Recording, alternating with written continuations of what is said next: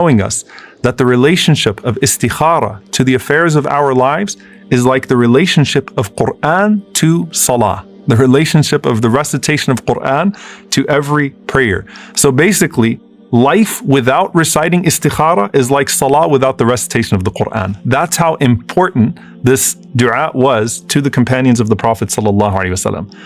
If you make this a daily habit, even with your Fajr Salah, right, the 2 rak'ahs before Fajr, that you're going to pray 2 rak'ahs and make that dua, then think about how much more clarity you're going to have in life, and think about how much more blessed your decision making and your decree is going to be. So you pray these 2 rak'ahs.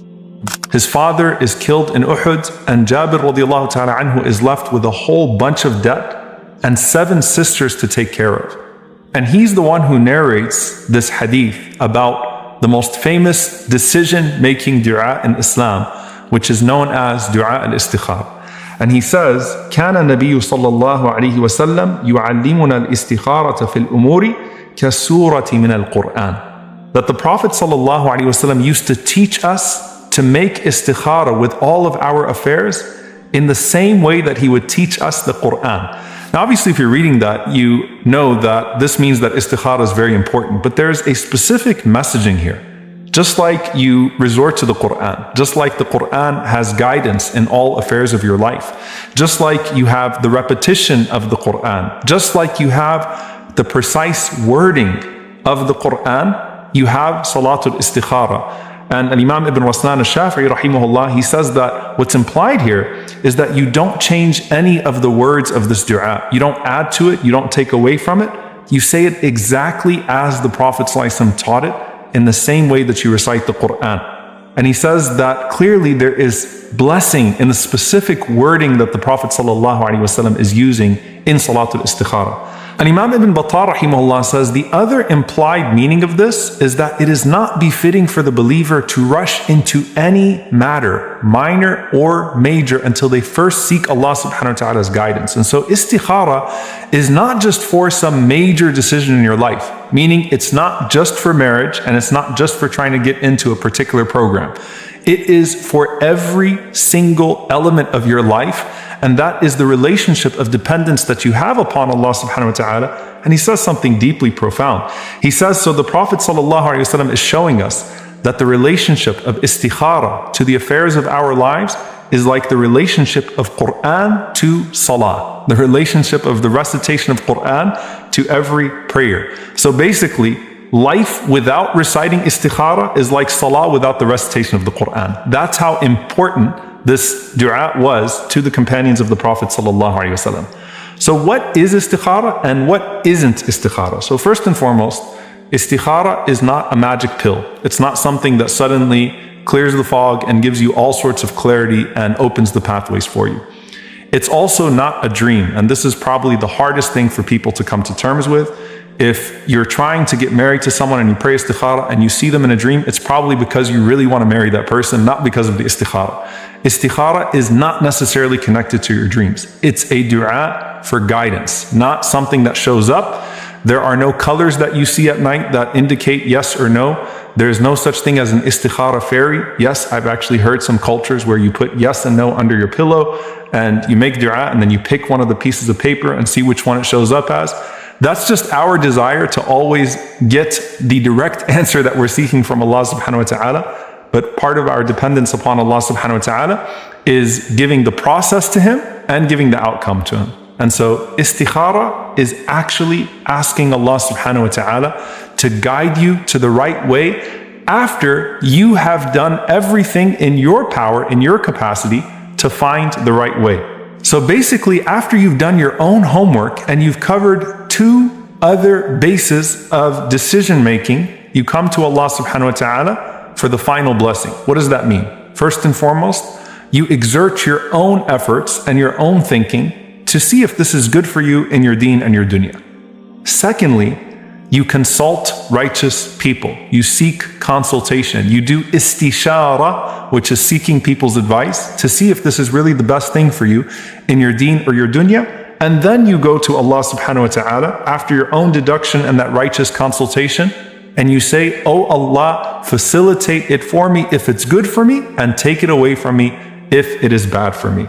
And this is why, subhanAllah, some of the scholars even mention, وَلْتَكُنِ الْإِسْتِشَارَةُ قَبْلَ الْإِسْتِخَارَةِ, that you should seek consultation before you do istikhara, because even when Allah addresses the Prophet ﷺ, he says, وَشَاوِرْهُمْ فِي الْأَمْرِ فَإِذَا عَزَمْتَ فَتَوَكِّلْ عَلَى اللَّهِ, that seek their consultation, and then once you come to a decision, then put your trust in Allah subhanahu wa ta'ala. Imam ibn Taymiyyah rahimahullah says, no one regrets the istishara of the creation, the seeking consultation of the creation, and the istikhara, the seeking guidance from the Creator. And Qatada rahimahullah said, no one is going to cover these two bases and then not come to a blessed decision. So how do you actually pray Salat al Istikharah? The Prophet sallallahu alaihi wasallam said, إِذَا هَمَّ بِالْأَمْرِ فَلْيَرْكَعْ رَكْعَتَيْنِ, that first and foremost, you pray 2 rak'ahs. Now, by the way, these can be any 2 rak'ahs that are not fard. So it could be your sunnah prayer. It could be entering upon the masjid. Some of the scholars said, especially if you combine it with some of the blessed times. So you could do it at Salat al Duha, for example. And any 2 rak'ahs that you're going to pray that are not fard, just make the intention for istikhara as well, and then read the dua after you finish those 2 rak'ahs. And if you make this a daily habit, and that's the implication here, that the Sahaba would do this a lot, where most of us probably do this like 3 or 4 times in our lives. If you make this a daily habit, even with your Fajr Salah, right, the 2 rak'ahs before Fajr, that you're going to pray 2 rak'ahs and make that dua, then think about how much more clarity you're going to have in life, and think about how much more blessed your decision making and your decree is going to be. So you pray these 2 rak'ahs. And then the Prophet ﷺ said, after the salam, you make the following dua. Allahumma inni astakhiruka bi'ilmika wa astaqdiruka biqudratika wa as'aluka min fadlika al-azim fa innaka taqdiru wa la aqdir wa ta'lamu wa la a'lam wa anta 'allamul ghuyub. So, O Allah, I seek your guidance in making a choice by virtue of your knowledge. So first and foremost, you're asking Allah subhanahu wa ta'ala by virtue of recognizing that Allah knows what you do not know. And so I don't understand the full consequences of my decision. So I've covered my bases, but oh Allah, I'm looking to you for your ilm, for your knowledge. And I ask you by your great bounty. And that is the recognition that everything that Allah subhanahu wa ta'ala gives to us is from His grace, is from His fadl. And so I'm asking you from your great bounty. And you have power and I have none. So subhanAllah, even if I know what's good for me, I can't pursue anything without your ability, O Allah. So I am recognizing your knowledge, I'm recognizing your grace, and I'm recognizing your power to achieve what I cannot achieve on my own. And subhanAllah, here you say, for verily you know and I do not know, you are the knower of al-ghuyub, the unseen things. Why is this so profound? Because you've done your homework on the seen things, but there are certain elements of even the seen things that you can't see. So, oh Allah, you know everything that I don't know about the hidden realities of this decision. And that's tawakkul, that's trust in Allah subhanahu wa ta'ala, because things can check out 100% through the first 3 bases. But here, oh Allah, you are allamul ghuyub, you are the knower of all hidden things. And then you say, Allahumma in kunta ta'lamu أن هذا الأمر خير لي في ديني ومعاشي وعاقبة أمري فاقدره لي ويسره لي ثم بارك لي فيه. O Allah, if in your knowledge you know that this matter is good for me, first and foremost in my religion. So my religion is the most important thing in the world to me, so anything that I want it to impact my religion positively. If it's going to impact my religion negatively, then I definitely don't want it, even if it's good for me in regards to my worldly affairs. So first and foremost, you know that this is going to have a positive impact on my deen. Secondly, on my livelihood. Thirdly, aqibati amri, which is the final outcome of my affair, which is the hereafter. So, oh Allah, if you know that this is good for me in my deen, in my livelihood, and in my final outcome, when it's all said and done, aqibati amri, in the hereafter, then 3 things. Ordain it for me. So you ask Allah subhanahu wa ta'ala for the qadr of it, which is the decision. So ordain it for me. Secondly, make it easy for me. So make the process easy for me as well, O Allah. Thirdly, bless it for me.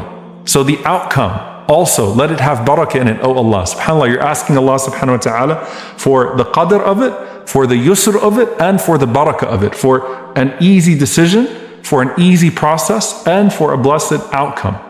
But then here's the harder part of the istikhara. You turn to Allah subhanahu wa ta'ala and you say, وَإِن كُنْتَ تَعْلَمُ أَنَّ هَذَا الْأَمْرَ شَرٌّ لِي فِي دِينِي وَمَعَاشِي وَعَاقِبَةِ أَمْرِي فَاصْرِفْهُ عَنِّي وَاصْرِفْنِي عَنْهُ وَاقْدُرْ لِيَ الْخَيْرَ حَيْثُ كَانَ ثُمَّ أَرْضِنِي بِهِ. SubhanAllah, this is such a beautiful dua, and even if you say it 1,000,000 times, if you just ponder on every word, you'll see the blessing of it. In your knowledge, O Allah, you know that this is going to be bad for me in my religion, or bad for me in my livelihood, or bad for me when it's all said and done, then don't decree it for me. So take it away from me, right? And turn me away from it, which means do not let my heart become attached to it. So subhanAllah, you're not just asking Allah to turn it away from you, you're asking Allah to turn you away from it. Why? Because if your heart remains attached to that thing, then you're not going to have peace of mind. You're going to keep on saying, well, maybe there's still a chance. Maybe there's still a chance. Maybe there's still a chance. Maybe all the signs are not clear, right? So you're saying, oh Allah, take it away from me and take me away from it. And then ordain for me good wherever it may be, which also shows, I don't know where the next khair is. I don't know where the good actually is going to be. And how many times did we think that all of the doors were shut, only to find a door that we didn't even know existed open for us and have what was better for us all along. And then finally, أَرْضِنِي بِهِ, make me pleased with it, O Allah, because as the scholars say, فَإِنَّهُ قَدْ يَحْصُلُ لَكَ الْخَيْرِ وَلَكِنَّكَ لَا تَرْضَى بِهِ. It might be that Allah subhanahu wa ta'ala facilitates for you what's better, but you are not pleased with it. Now in the previous dua, subhanAllah, you ask Allah for الرضا بعد القضاء, to be pleased after the decree, and that's in general. But here, even with something specific, oh Allah, as much as I want it, if you know it's going to impact me negatively, especially in regards to my deen and my akhirah, take it away from me, oh Allah, and then let me be pleased with that outcome. Let my heart, also have no connection to that anymore. And you'll see this, by the way, with some of the Salihin, with some of the righteous, they spoke about this, that they wanted something or someone so badly, and then it was as if Allah subhanahu wa ta'ala turned their hearts away from it. And that could be a direct result of this dua. Now, the last thing I'm going to say here is, how many times do I do istikhara? Like, at what point do I decide that Allah has closed this door for me? And the answer is, there is no limit to how many times you do istikhara, but go back to your other decision-making mechanisms and try to approach things rationally and approach that same group of people or someone that you trust, so that they can help you see things clearly. And that's where you make that decision at that point. You've asked Allah subhanahu wa ta'ala for a good outcome, and at that point, you make the best decision if the door seems to be closed, and you say alhamdulillah regardless. And it may be that Allah subhanahu wa ta'ala will open the door for you later, maybe even that same door for you later. And in the meantime, Allah subhanahu wa ta'ala has something along the way. At the end of the day, trust that Allah subhanahu wa ta'ala has something good in store for you, and the fact that He allows you to make this dua is of the most beautiful signs that He has something good in store for you. Abu Bakr ibn Ayyash rahimahullah, he said that قال بعض الحكماء, that some of the wise people of the past said, من أعطي أربعا لم يمنع أربعة, that whoever is given 4 things will not be deprived of 4 things. من أعطي الشكر لم يمنع المزيد, whoever is given the blessing of gratitude will not be deprived from increase. ومن أعطي التوبة لم يمنع القبول, and whoever is given the ability to repent will not be deprived from acceptance. وَمَنْ أُعْتِيَ الْإِسْتِخَارَ لَمْ يُمْنَعِ الْخِيَرَةِ, and whoever is given the blessing of istikhara will not be prevented from guidance. وَمَنْ أُعْتِيَ الْمَشُورَ لَمْ يُمْنَعِ الصَّوَابِ, and whoever is given advice is not going to be deprived of correctness. May Allah subhanahu wa ta'ala grant us goodness and correctness in all of our affairs. اللهم إني أستخيرك بعلمك وأستقدرك بقدرتك وأسألك من فضلك العظيم فإنك تقدر ولا أقدر وتعلم ولا أعلم وأنت علام الغيوب. اللهم إن كنت كنت تعلم أن هذا الأمر خير لي في ديني ومعاشي وعاقبة أمري فاقدره لي ويسر